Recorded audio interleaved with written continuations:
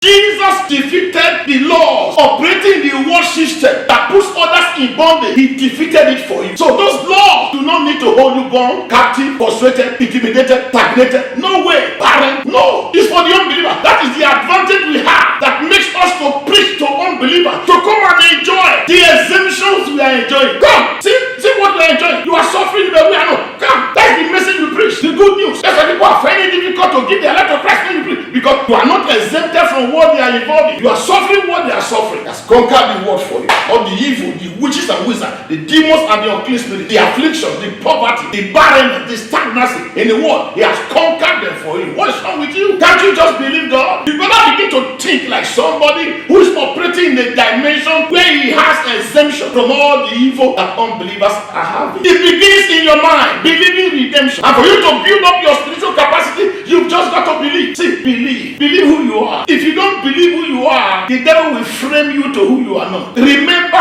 Jesus is the Son of God. He came down to become Son of Man, treated like a human being when he wasn't human. Why? So that you who is a human being can be elevated to a status of divinity. You become a God. Psalm 82 verse 5 and 7. You are a God. He told you and you don't believe. You don't understand. That's why you think you're human, frustrated, intimidated. Because that's the present. They don't know. They don't know. The problem you're having is not the devil. It's ignorant. You don't know. There are things you're supposed to know. Who you are in Christ. You don't know. So you are disadvantaged. One person had a problem. I sent my PA to go and pray for him. And he prayed for him. And he was relieved. The problem came again. The problem of owl. No, owl. Bed of the night. They need call this sugu. Okay? Now, that bed was there by the window. Every night the bed will cry. The woman will wake up and collapse and have problem. And they will carry her to hospital and they will spend 50,000 every day. My PA went and prayed and the woman was healed. Then the next day again, the owl came. And the first again, when the phone to follow up, when you said they are on their way to the hospital, do what? He said the bed came again last time. Believers. Unbelieving believers. Now, but the pastor prayed for them. Yeah, that was deliverance. They were delivered from the effect of the hour. There's a difference between deliverance and freedom. Deliverance is giving you as somebody